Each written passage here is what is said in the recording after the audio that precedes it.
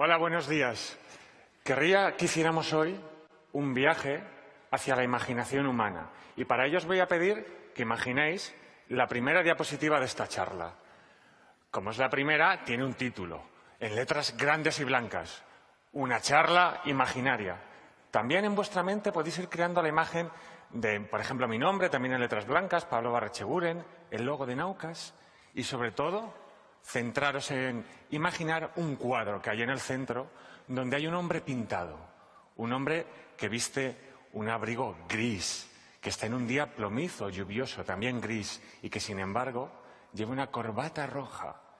También podéis imaginar en esa imagen que se está generando en vuestros cerebros el bombín que lleva sobre la cabeza y centraros, sobre todo, en generar la imagen de una manzana verde que tiene delante de la cara. Pero no solo generéis la imagen de la manzana verde, también podéis imaginar el olor de esa manzana. Podéis darle un mordisco e imaginar el sabor, o incluso podéis coger la manzana y jugar un poco con ella en vuestra mente, mirarla desde distintos ángulos, y cuando acabéis de jugar con ella, volved a colocarla donde estaba, que es delante de la cara de ese cuadro. Lo interesante de este ejercicio es que si ahora empecéis a preguntar a la gente que tenéis alrededor, lo primero que os daríais cuenta es que, obviamente, cada uno habéis generado una imagen distinta. A veces sutilmente, a veces muy diferente, pero hay un segundo detalle que descubriríais si empezaréis a hablar entre vosotros.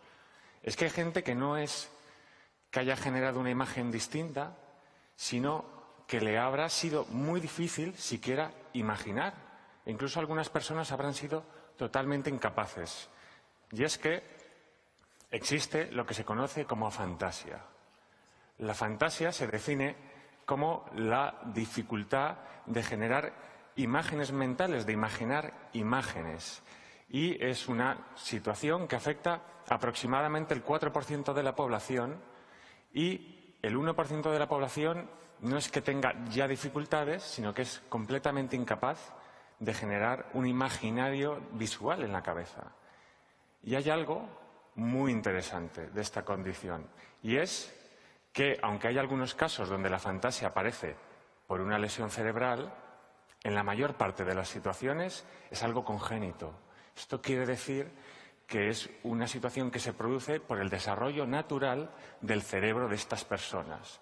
Y esto ha llevado a mucho trabajo en investigación y se ha empezado a descubrir algunas cosas sobre la imaginación, sobre todo sobre la imaginación visual.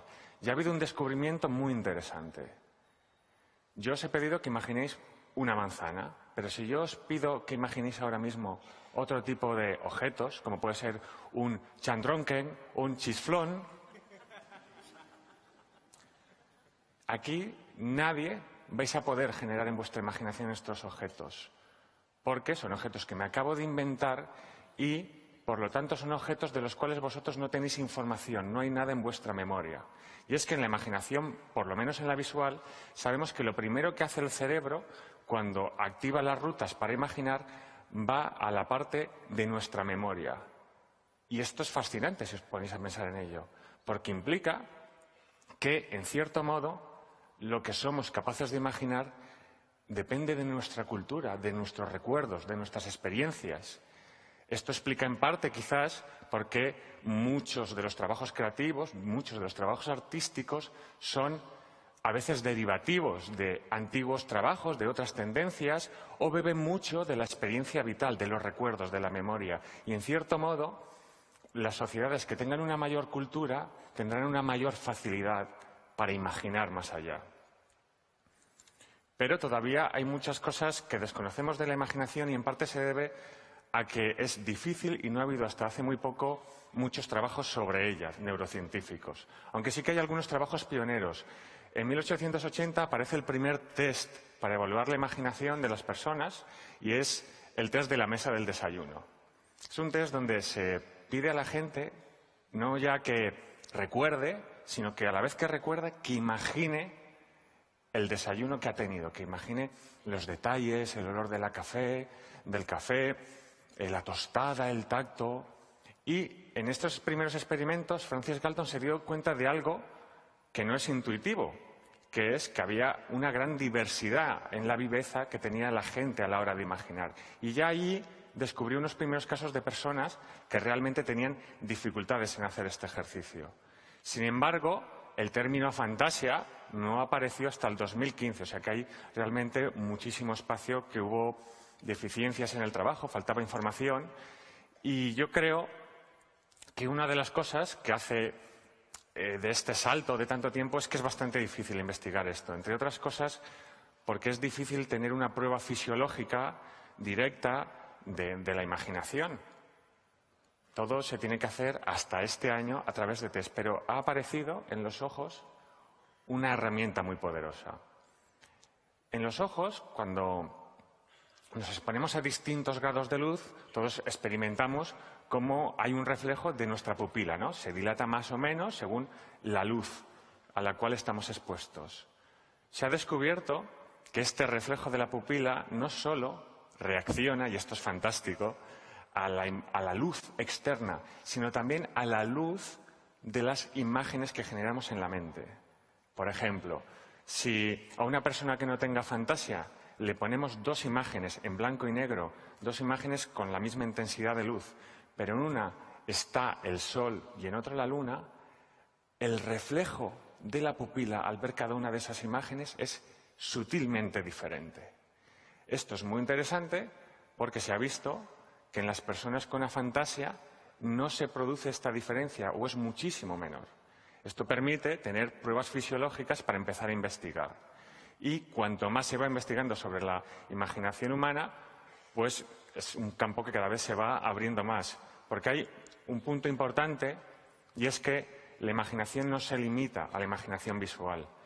Os está hablando mucho de las imágenes porque la mayor parte de la neurociencia hasta ahora, por limitaciones técnicas, se ha centrado en la parte sensorial visual. Pero la realidad es que todos nosotros somos capaces de imaginar con los 5 sentidos. Podemos recordar el olor a la lluvia, el olor de una librería, el tacto de unas sábanas recién lavadas, sonidos. Y esto es muy interesante porque ahora está dando a nuevos descubrimientos. Por ejemplo, se ha visto que igual que hay personas que tienen afantasia, hay personas que tienen aneuralia, que es la dificultad para imaginar sonidos. Se les llama, en cierto modo, cerebros silenciosos, porque no tienen, por ejemplo, un paciente describía como yo estas conversaciones mentales que dice otra gente que puede tener para ensayar cosas, yo no hablo, ¿no? Conmigo mismo, no generan estos sonidos, que para otras personas nos resultan tan naturales. Y un tema que está siendo muy investigado es el hecho que se ha visto que en las personas con afantasia también tienen deficiencias, les cuesta imaginar en los otros apartados sensoriales. De hecho, el 25% de las personas con afantasia tienen mucha dificultad en todo el espectro sensorial. Esto nos señala que hay todavía unas rutas neuronales, una forma común de cómo imaginamos, independientemente del sentido que sea. Pero todavía es obvio que queda mucho trabajo por hacer. Pero, sin embargo, ya con los trabajos que tenemos hay ideas importantes. Y la idea que quiero que os llevéis hoy es que tenemos que no olvidar que, igual que cuando vemos un cuadro y a cada persona le puede despertar emociones distintas, sensaciones, interpretaciones, también hay que recordar que las personas, cada uno de nosotros, aunque sea muy sutilmente, procesamos e imaginamos el mundo de una manera diferente. Muchas gracias.